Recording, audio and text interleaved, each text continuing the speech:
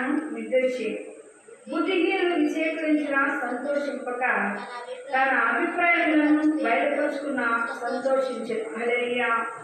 అదంటే ఎన్ని దినముల కాడు మందిరం వెళ్తాం, నేను అనుకున్నదిగా నెరవేర్చకపోతే దేవుని నమ్మను అంటారంట.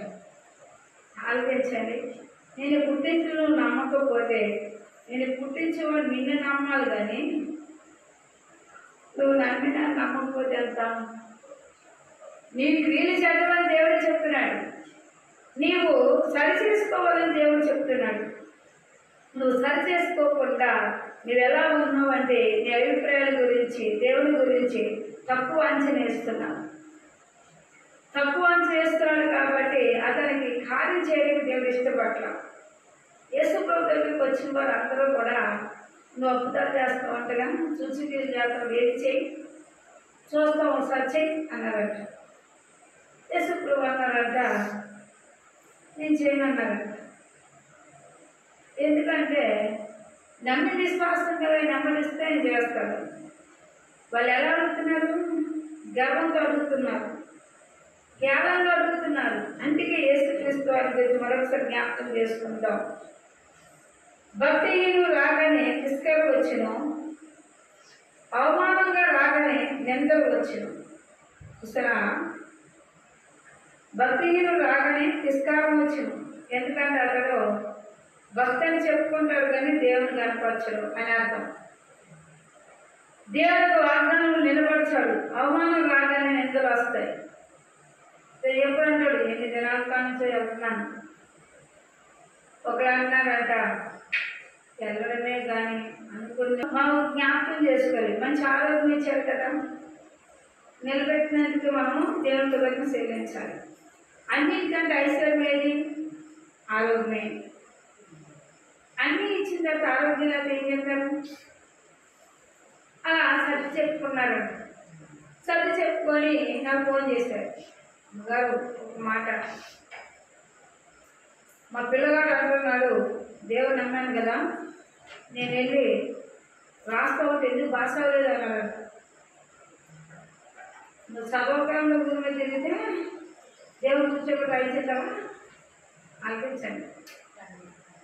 శ్రద్ధ ఉండాలి, భక్తి ఉండాలి, నీలో బలం కూడా ఉండాలి.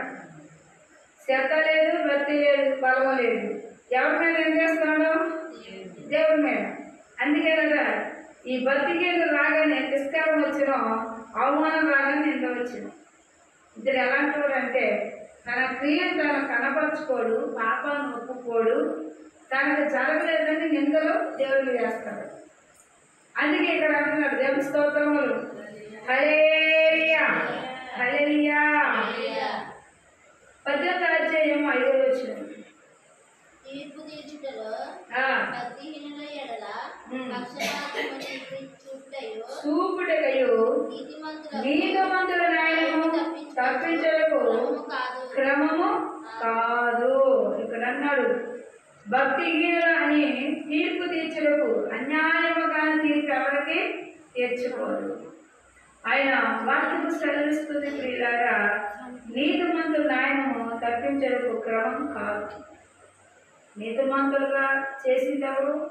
దేవుడే. అది నిలబెట్టిందెవరు? దేవుడే. నడిపించిందెవరు? దేవుడే.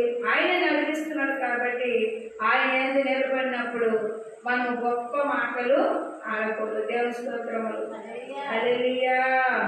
20వ అధ్యాయము 6వ వచనము.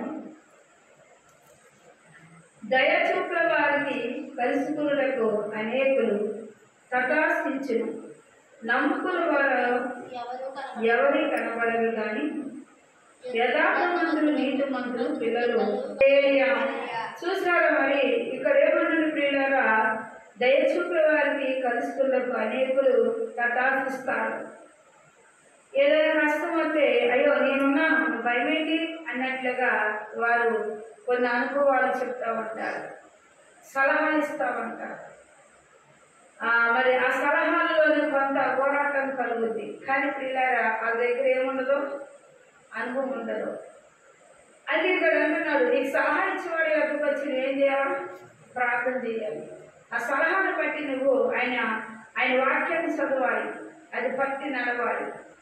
అప్పుడు ఇక్కడ అంటున్నాడు, సలహా ద్వారా నీకు ఇచ్చిన దాన్ని బట్టి నువ్వు ఎలా ఉంటావు అని చూస్తే వాక్యం సెలవిస్తూ ఉంది. నమ్మకం కలిగి ఉంటారో ఆ సమస్త మీద అన్నిటి మీద అధికారం కలగజేస్తారు. ఎవరైనా అధికారము దేవుడు ఇవ్వగలరు.